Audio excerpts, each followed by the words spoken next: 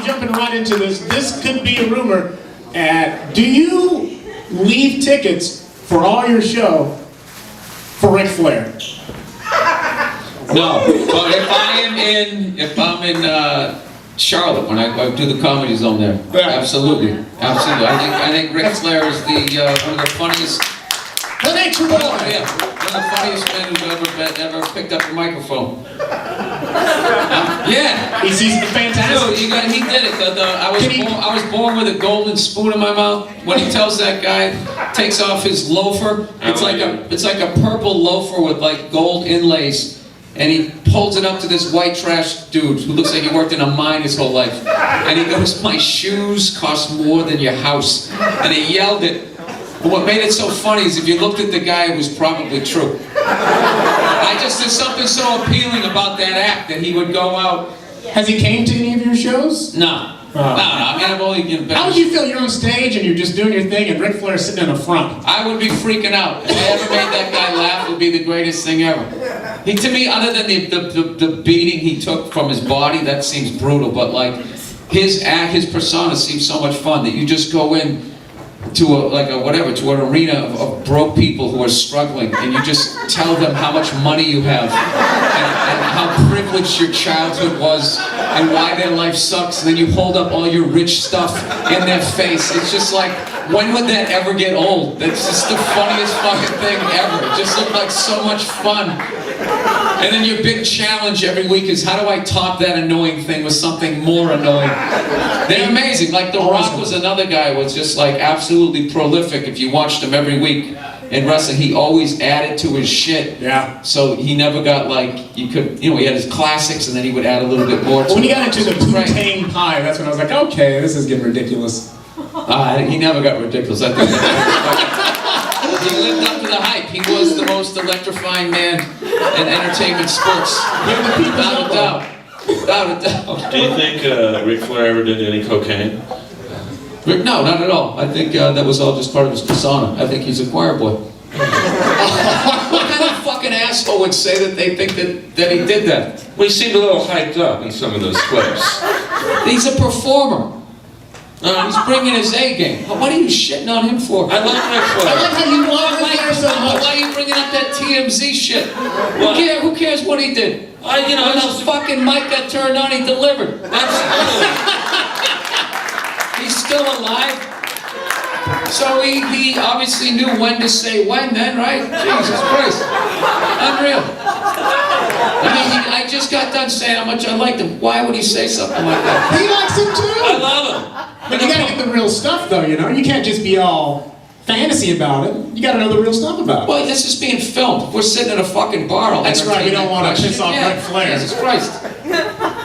You know, most wrestlers, those old guys like that, they're doing stand-up now. Yeah, well, technically they were anyway. Like, that's shit when you come out on the mic. Yeah. And they were riffing. Like Ric Flair said, he goes, did you people write that stuff? He goes, nah. I came up with half that shit on the cab ride over from the airport. And that's just like, I don't know, like as a performer, that's great. Like, you just like, I'm going to say that, or I'm thinking about that, I'm going to talk about that shit.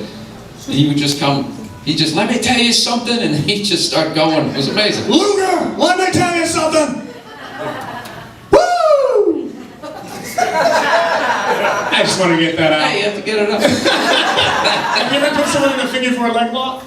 No, but this dude, Rob Swinnerberg, when I was in 4th grade, put me in it. And I allowed him because I wanted to learn how to do it. It's the first time I threw out my back because he wouldn't let it go, and everyone was freaking out that it was actually hurting me. So he was feeding off the crowd's energy. He wouldn't let me out of it. Remember, we had our big winter coats on, and I was trying to get up. And I fucked up my back, and ever since then it's been messed up.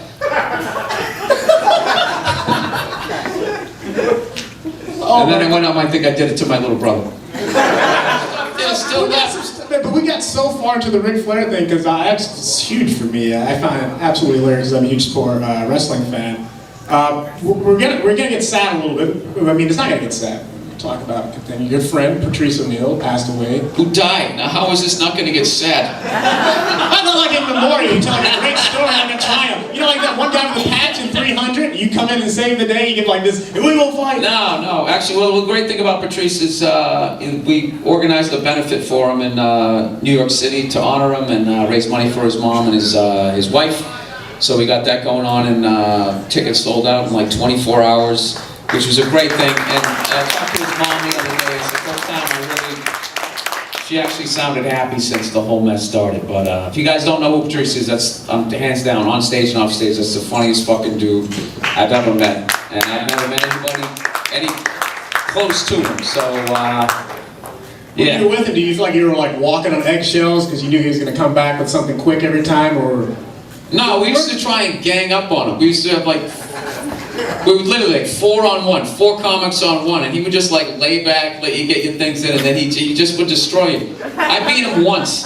I beat him once in 20 years, using his techniques against him on a 3-way phone call with him, Bobby Kelly, and me. Bobby Kelly was in my apartment and threw out this old fucking couch I had from my dad's original dental office. It was a hunk of shit with this floral pattern, and I couldn't get myself to throw it out because it was sentimental to me. So Bobby threw it out. I said, "Thank God you threw it out. It was sentimental." So the two of them called me up to trash me for using the word sentimental.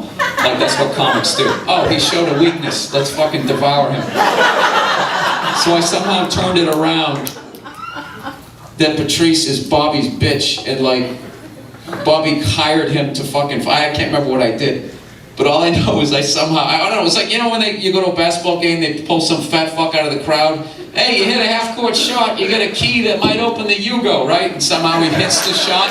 That's what happened. Somehow, I was in the zone. It was the middle of the day. No, Patrice probably just woke up, and I somehow beat him. And he got fucking mad. He got mad.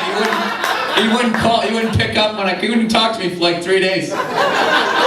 So my record against him was probably 1 in about 8,760. He fucking destroyed me. But honestly, man, it's such a fucking shame. It's really, I gotta tell you, it's a void. Like it's a void like I've never experienced beyond him just being a friend. But that was the guy that when, you know, I just imagined that I was gonna be like the benchmark. He was the benchmark. So anytime I would be, you know, like when Elephant in the Room was coming out, I was fucking nervous. I'm like, oh God, how much is this guy gonna blow me out of the water? How far behind am I gonna be? So like a friendly competition.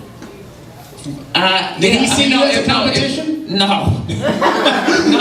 No, he was his own deal. So it was like, it wasn't like a competition. It was more, that was acknowledged. Like I knew how much better he was than I was. So it was more, you were just using him as like inspiration. Like I gotta push myself harder and something like that. So the fact that, you know, he's not gonna put out any more specials, you know, even if I didn't know him just as a comic, it's just fucking devastating. You all should check out the special Elephant in the Room. Yep, and then also Mr. P is his CD. So if you guys would do that, that would be awesome.